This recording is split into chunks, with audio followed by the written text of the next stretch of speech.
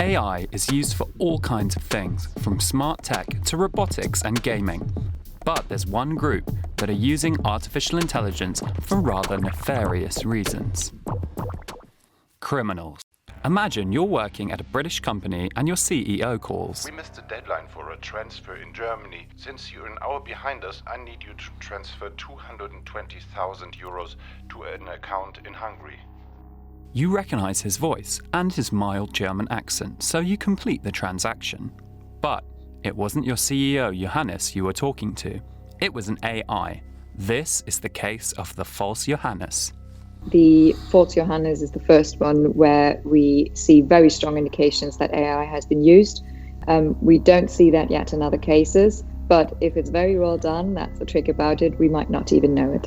But how was it done? We are quite certain that it must have been an AI-based voice cloning software. Marie-Christine Krug is a cybersecurity expert with insurance company Euler Hermes. The company had to pay off the insurance claim for the false Johannes case. All you would need to program one of these voice clones is recorded snippets of the target's voice. These can often be found online, for example from interviews the target's done. Deepfakes use artificial intelligence to recreate faces and voices of people. But how? Deepfakes are the product of not one, but two AI algorithms that work together, and something called a generative adversarial network, or GAN. The two algorithms are called a generator and a discriminator. The generator is producing a fake video. The discriminator is trying to distinguish between the real images and the fake video. This iterative process continues until the generator is able to fool the discriminator into thinking that the footage is real. By watching recordings and gathering data to analyze how people move their faces, artificial intelligence can then recreate this live. They can even be used to manipulate the lips of someone else, so it looks like they're saying something different.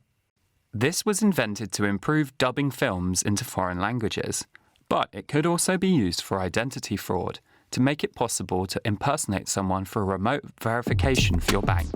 But it's not just this that criminals are using AI for. It also makes traditional hacking more convenient. And really what we're seeing, it just is this ability to use artificial intelligence just to increase the speed and volume of attacks. And that's really been the theme of 2020, and it's pulled into 2021. It's just the speed and volume of attacks has just gone up by orders of magnitude. Evidence was found that a leaked database of 1.4 billion passwords was used to gather data.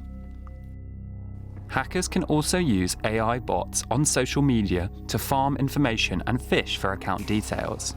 AI can, however, also come to the rescue, detecting whether something is a deepfake or whether activity from a social media account is suspicious is also done by AI. It's a bit of an arms race, really. The cyber criminals have access to artificial intelligence, so do the defenders, and really it's just a question of trying to keep up and making sure that you're using the appropriate techniques at speed now.